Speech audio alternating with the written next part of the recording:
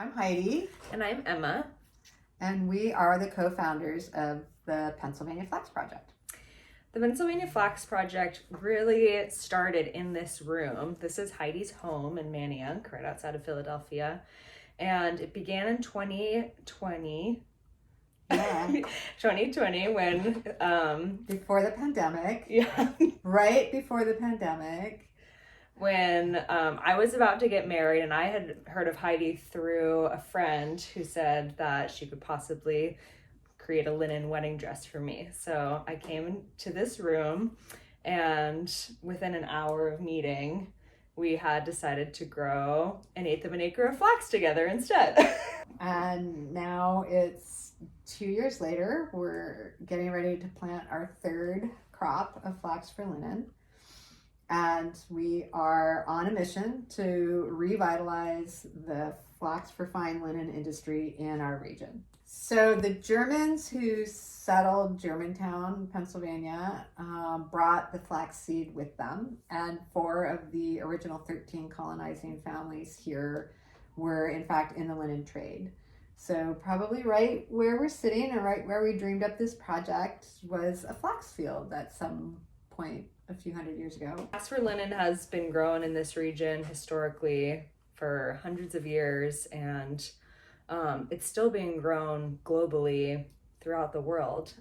Many people don't realize that linen textiles come from the flax plant, and the means are in place to produce this fiber, just not in the United States.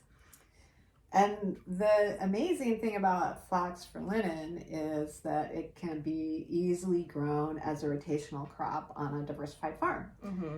And we can really recenter textile production on regenerative and sustainable farms like your farm and others in the area, and take it back from big oil and stop wearing polyester, and instead grow this incredible plant that can be processed with no chemicals into spinnable fiber, and then turned into really durable cloth with amazing qualities to be used for everything from upholstery on your couch to the finest lace and handkerchiefs for those wedding dresses like the one I never made.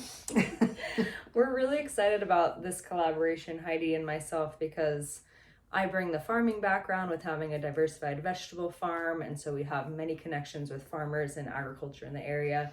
And Heidi brings a long background of textile, costume design originally, and making and art. So together and with our network and resources, we're really hoping to gain a lot of interest around this burgeoning industry again and grow it in Pennsylvania and the Northeast. I mean, that's sort of why is it really important? It's really important because the environmental impact of textiles and the human rights impact of textiles are both horrific. And they don't have to be.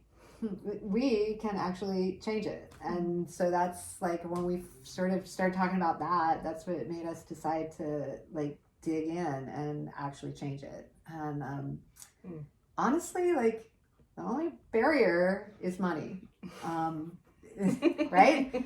It's expensive to revitalize an industry, but the technology exists, and there are willing partners, not only other people working toward the same goal in other areas of the United States, but we have willing partners around the globe who are interested in helping us to do this. So we just need support from our community. We need some money.